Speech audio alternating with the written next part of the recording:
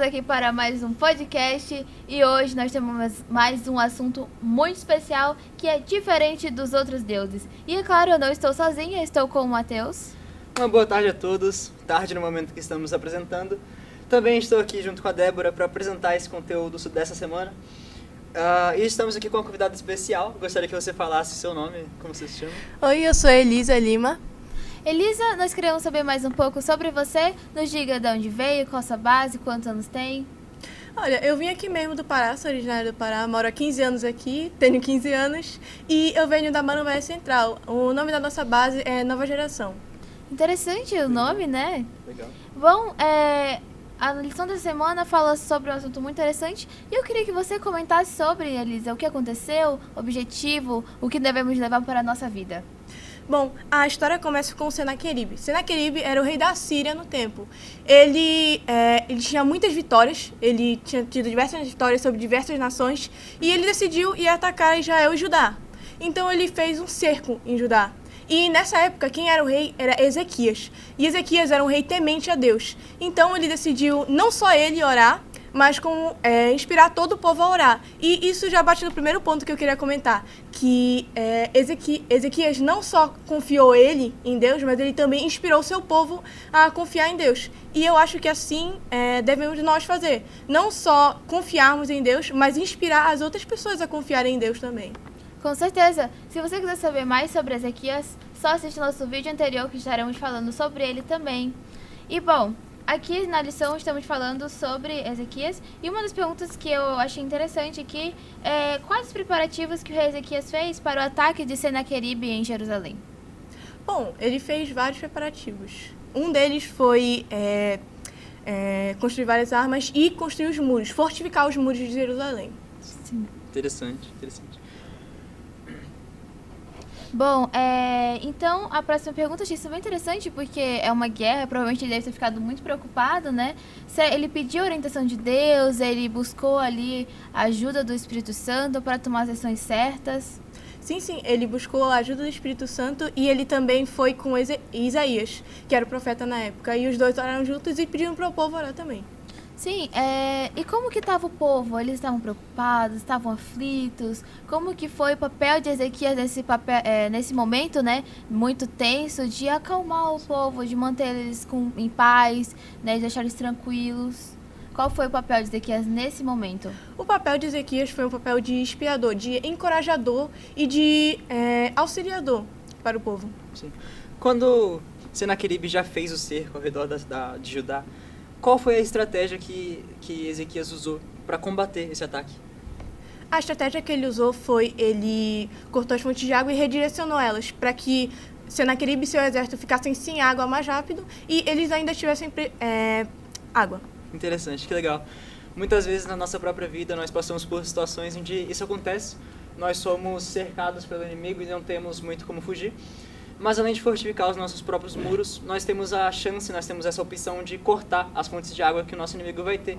Então, cortar essas tentações que nos perseguem, fortificar os nossos muros e nos prepararmos. Sim. Bom, falando um pouco sobre os fatos curiosos, fala um pouco pra gente do making of da nossa lição. Uma coisa muito interessante que eu achei no making off, desculpa, a minha pronúncia de inglês ela ainda tá... Imagino, é normal. Foi que o anjo do Senhor foi enviado e ele matou 185 mil dos soldados. Realmente, muitas pessoas, né? Achei isso é um milagre, com certeza. Ezequias deve ter ficado muito impressionado. Bom, alguma coisa relacionada à questão de como ele buscou a ajuda de Deus. Ele pediu a ajuda de Isaías, certo? E, bom, me fala um pouco sobre o contexto da época, como que estava o povo, eles estavam bem em relação espiritual, eles estavam ali, né, ou estavam mal em relação à questão espiritual, né, estavam próximos de Deus?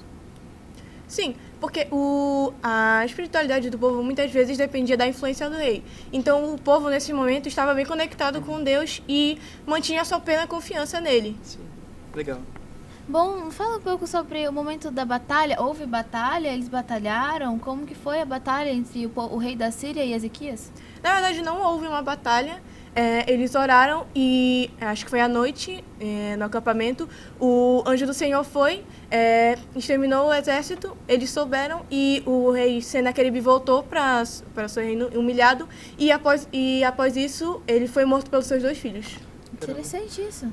Haja fé, né, pra vencer uma batalha dessas. Há diversas histórias na Bíblia de reis que escolheram outras fontes de ajuda e buscaram auxílio de outros reis. E não deu muito certo na maioria das vezes. O próprio rei Saul fez isso. Sim, Saul, Acaz. Mas Ezequias não seguiu esse exemplo, ele buscou sim o Senhor e dá pra ver quão diferente que é, né? Sim, realmente é algo que faz total diferença você buscar a ajuda de Deus no momento das aflições, ali no momento difícil da sua vida, né? E bom, eu queria saber em que momento você teve ali uma fase da sua vida que você precisou muito da ajuda de Deus, precisou ali da sabedoria dele para poder tomar as decisões certas da sua vida. Nos conte seu testemunho. Olha, eu tenho artrite transitória idiopática juvenil. Então, quando eu tinha 6 anos, 5 anos, essa doença ela começou a me atacar bastante. Então, eu fiquei sem movimentação nas minhas munhecas, em todas as minhas articulações. Então, esse momento foi um momento que eu tive que estar muito ligada com Deus. E meus pais também ficaram muito ligados com Deus. E essa doença, ela não tem cura. E era esperado que eu fosse me atrasar, sabe? Que eu não conseguisse fazer as coisas, que eu ficasse com um retardo tanto mental quanto na minha movimentação. Mas por um milagre de Deus, hoje eu consigo fazer tudo que uma pessoa normal consegue fazer e não teve nenhum efeito na minha mente. Isso é muito interessante, né? Você é uma prova viva de um milagre. E, bom, isso fala pra gente um pouco sobre a confiança. Esse momento trouxe mais confiança em Deus pra você. Você trabalhou a sua confiança nele. Como a gente pode refletir isso na história de Ezequias?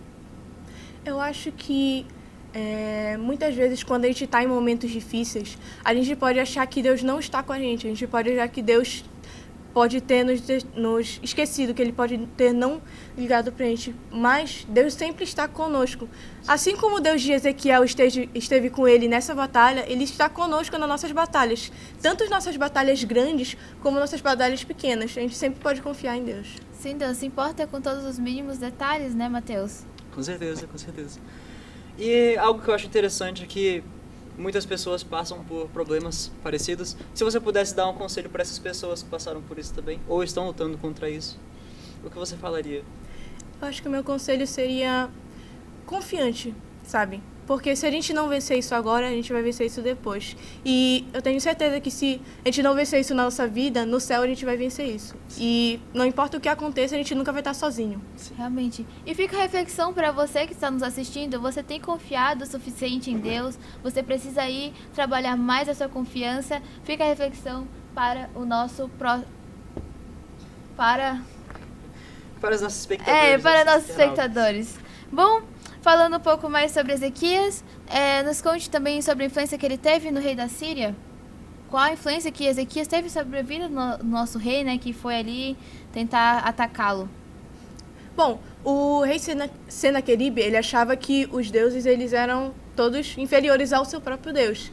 E eu acho que com essa batalha, o rei Senaqueribe pôde ver que o Deus de Ezequiel era realmente o Deus, que ele era o Deus verdadeiro.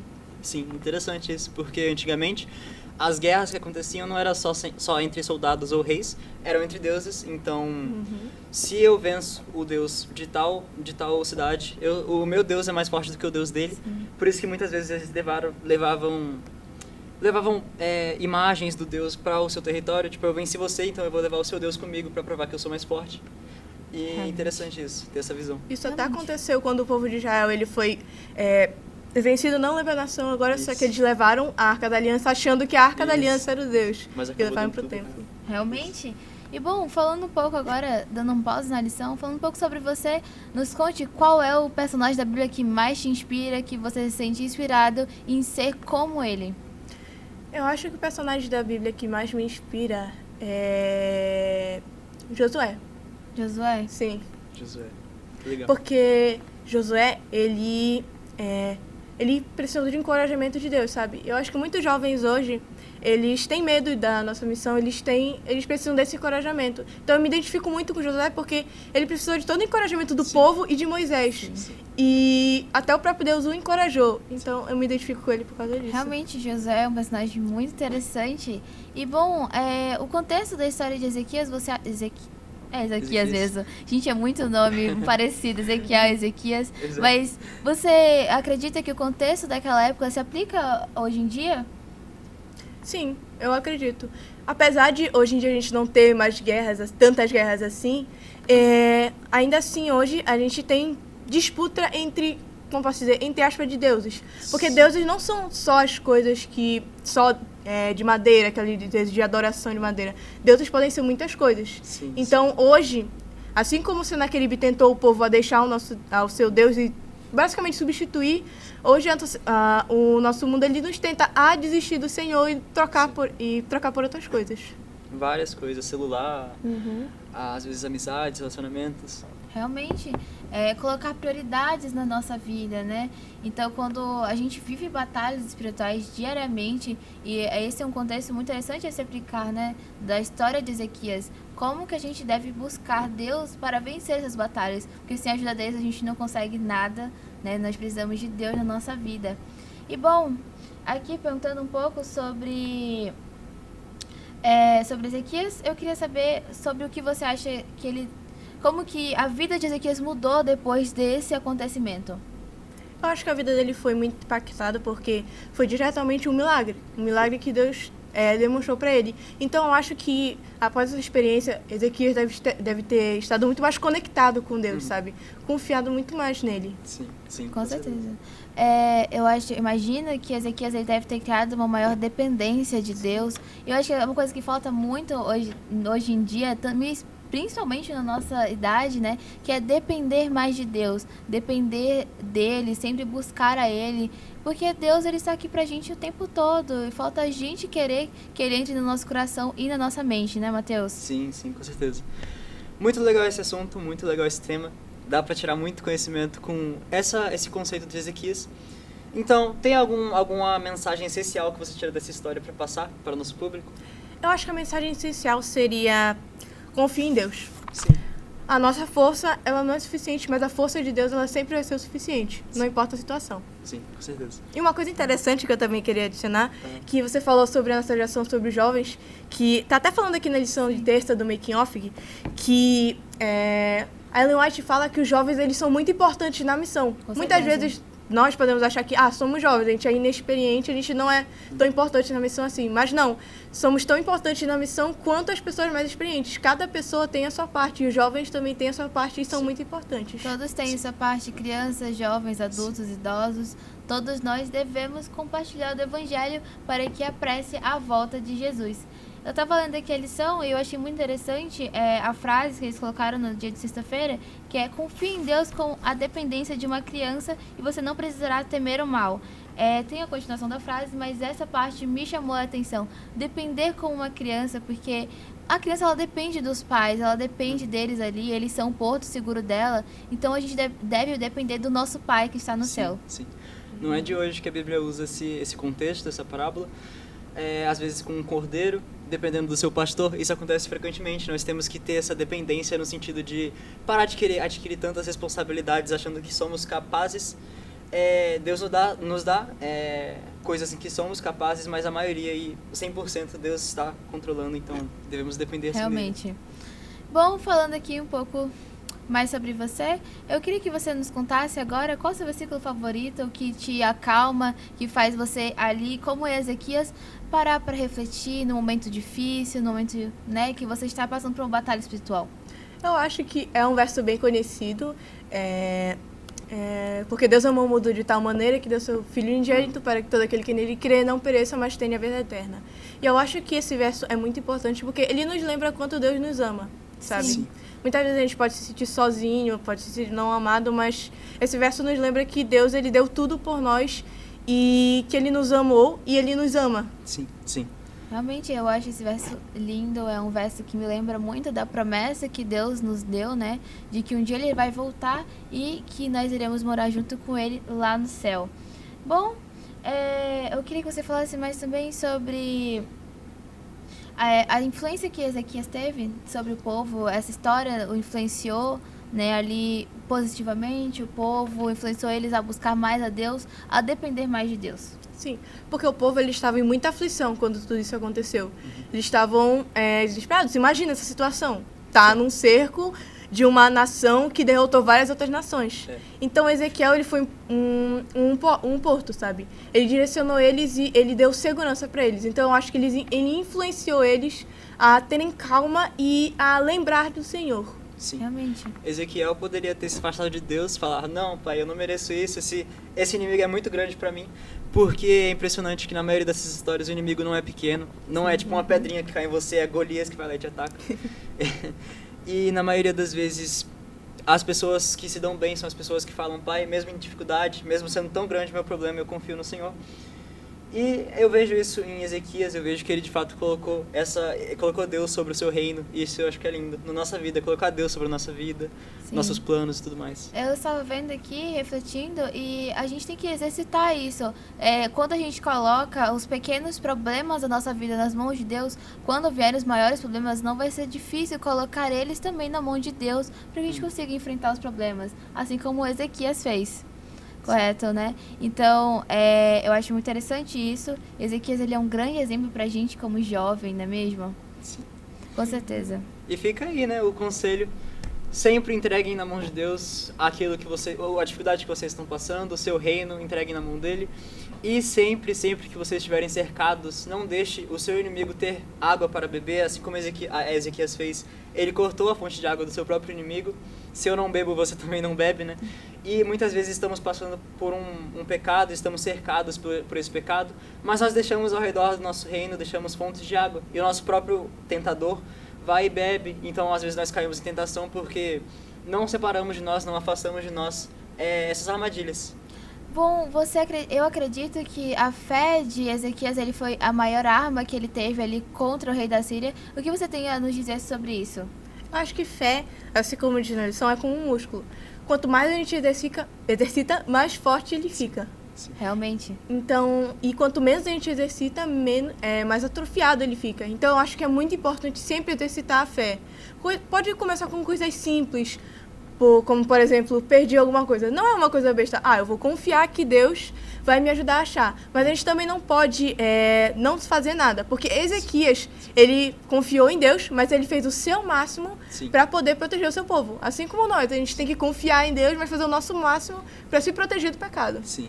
Acho lindo. Isso é tipo a história do nadador que falou, pai, me leva até o fim dessa corrida, me leva até o fim desse nado. Aí ele só pulou na água e ficou lá, esperando Deus levar ele. A gente tem que fazer a nossa parte. Infelizmente, nosso tempo já está acabando. Está sendo muito bom esse bate-papo. Eu estou adorando falar sobre Ezequias. Elisa, foi um prazer ter você aqui. Eu espero que você volte mais vezes. E bom, ficamos por aqui. Mas antes de terminarmos, peço que você faça uma oração para a gente. Nos abençoe, por favor. Querido Deus, poderoso Deus, obrigada pela tua presença e por sempre estar conosco, Senhor. Obrigada pelas lições aqui aprendidas, Senhor. E por favor, sempre esteja conosco, Senhor. Não nos deixe cair em tentação e nos livra do mal, Senhor. Nos livra de tudo que está ao nosso redor. Nos livra do cerco que Satanás faz ao nosso redor, Senhor. Sempre esteja conosco e abençoe a todos que estão aqui. Em nome de Jesus, amém. Amém. Muito obrigada, Elisa. Foi isso. Eu espero que vocês tenham gostado. Não esqueçam de seguir nas nossas redes sociais. Acompanhem os próximos vídeos. E bom, é isso. Um beijo a todos vocês. Até a próxima.